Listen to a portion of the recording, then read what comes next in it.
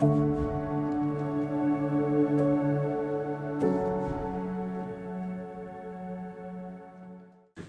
are going to now talk about the symptoms of the mother wound. And in this part, it is more about what your mother did to you and what she didn't do, but also recognizes how does those lack of or the presence of affecting your life today. Anything that your parents did to you that they weren't supposed to do will create a wound. Anything that your parents didn't do that they were supposed to do will also create a wound. And we need to identify specifically which wounds are that. Now, that can be quite difficult. So every wound has symptoms. We're going to look at certain symptoms now, and that will help you identifying the kind of wound that you are struggling with. Growing up as a young boy, something happened that spared my family apart. And now living with a single mother, my father where he was, and my mother where she was.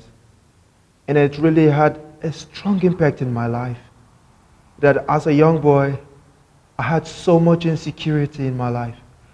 Feelings that nothing is real again. The only thing real is the hustle that is in front of me. It's the experiences that I'm passing through. It's the things that life brings my way that is real. The first symptom we normally encounter when there was a neglect of impartation of intimacy is that you struggle opening up emotionally. One area that I've found this quite profound is in my marriage, that I struggle to open up to my wife emotionally. And that comes from childhood when remember in the previous session we talked about, could you share anything with your mother? And I had a sense as a child that when I share something very, very confidential with my mother, it will be later used against me if we have an argument again. And that put reservations and self-protection measures in my own life that I will not share something that is confidential to somebody that's close to me in a way to protect myself. Every other person is fake. And when I see people do things, I chose not to trust them. I begin to feel that they will still disappoint me the way life disappointed me.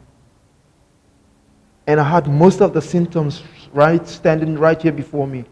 I had helplessness before me. I had instability before me. I had abandonment before me. I had this connection even between me and the people standing right in front of me. Next symptom can be when people come too close to me emotionally, I'll pull back. Are you somebody that tend to isolate yourself when you feel people are getting too close and too much into your space? Do you withdraw and isolate? I often feel lonely, as if I'm on an island. Now, this kind of loneliness, there are two kinds of loneliness. The one loneliness, the first one is you are alone. There's nobody around you. You in a desolate place, all alone. Now, the other loneliness that is much worse than the first one is when you're surrounded with your loved ones and yet you still feel lonely. You feel isolated. You feel nobody understands you, and you'll find this in a lot of people going through depression. Gets to a place of this loneliness. They are surrounded with the people that love them, but yet they feel so lonely and isolated. When people come closer to me, I pull back away from them because I still have that fear that they're going to still leave me. I withdraw to a lonely place to get space between me and others. Now, I normally quite like that one because I use the facade as being an introvert to cover up that part.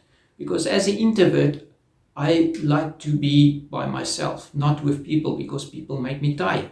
I don't get my energy from people, I get my energy from being by myself. But there's a very, very thin borderline between withdrawing yourself and not want to engage with people, and withdrawing just to fill and refill your tank. So one need to be very honest here with yourself, because the one is destructive and the one is helping you to function as a normal human being. So it's very important to identify which one of those are you doing, or are you doing juggling both.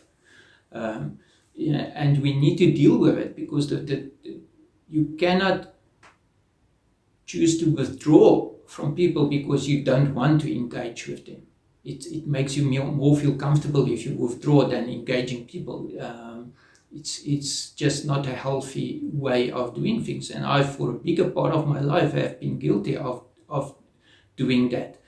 And you're certainly not a happy person when you do that. My mother was too busy trying to be both mother and father together. She goes to work and come back late. She was not there to give me that intimacy that I deserved. I was so scared to go into a relationship as a young boy, because I was scared. I don't know what a female party looks like, what the opposite sex looks like. I just want the female to be on a distance from me, because I was so scared to get myself emotionally attached to a person. I struggle to open up emotionally. And when people come to me close emotionally, I pull back. And I often feel lonely, as if I'm on an island. I will withdraw to be alone. I can remember walking long distance just for me to walk to the riverside and to just worship and to just speak about life and to just communicate with the Almighty God. I will put myself away from the people. And I did that for so many years of my life. The next one is, I stand at the door of people's lives, but seldom enter into their inner chambers emotionally. You do not really want to get involved in people's personal lives, because there's a fear of they're going to have an expectancy of you to fix something, to fix whatever they tell you, or give them sound advice.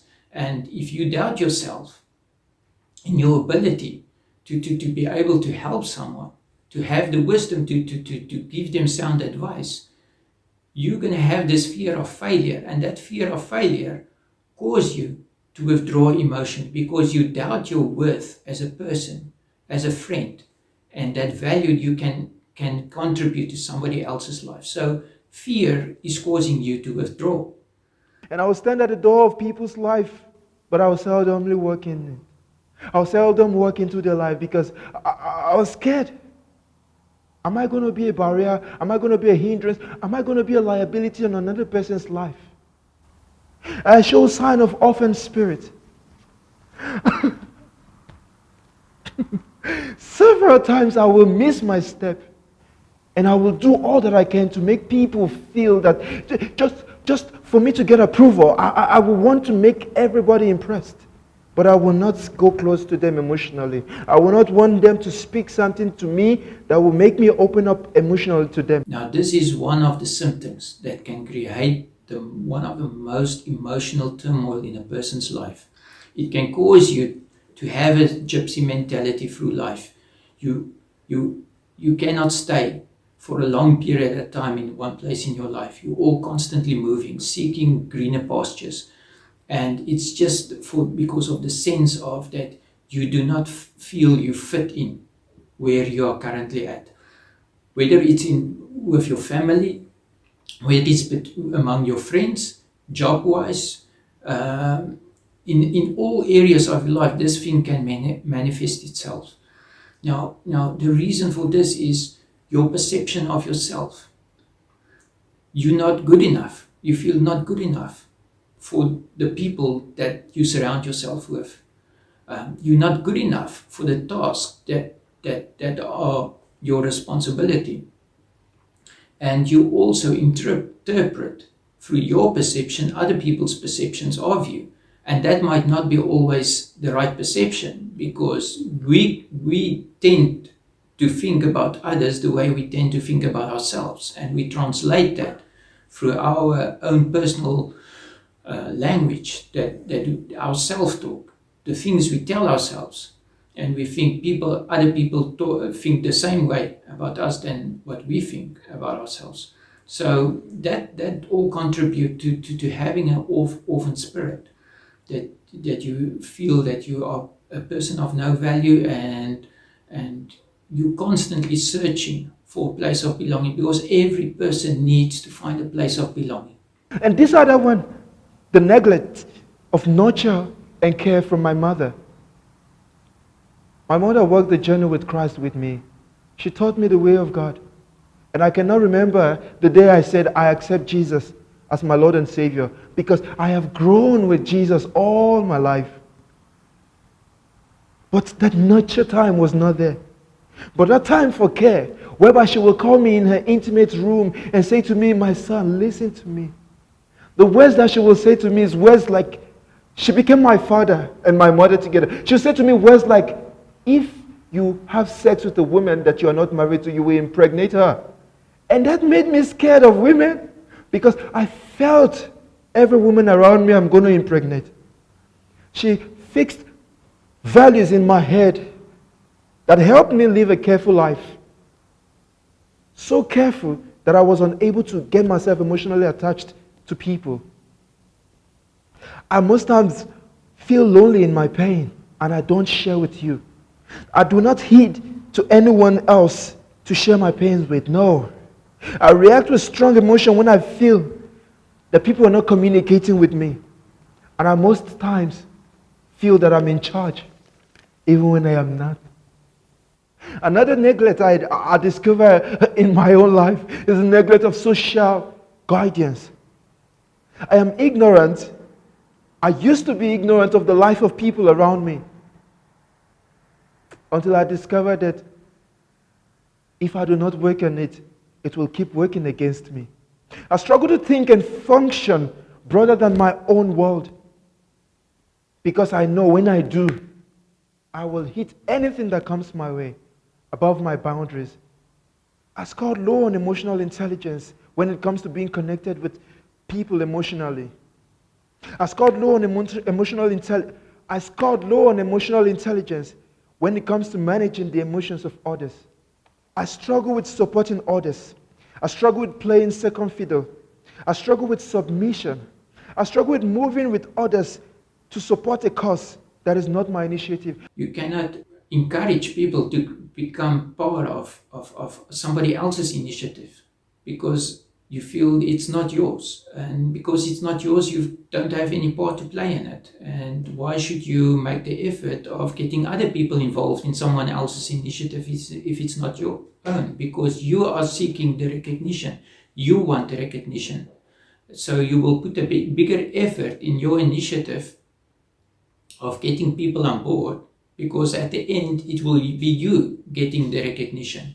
And this is the core focus point of all of this, is getting the recognition, being validated as somebody important, as somebody with value, and of somebody that are successful.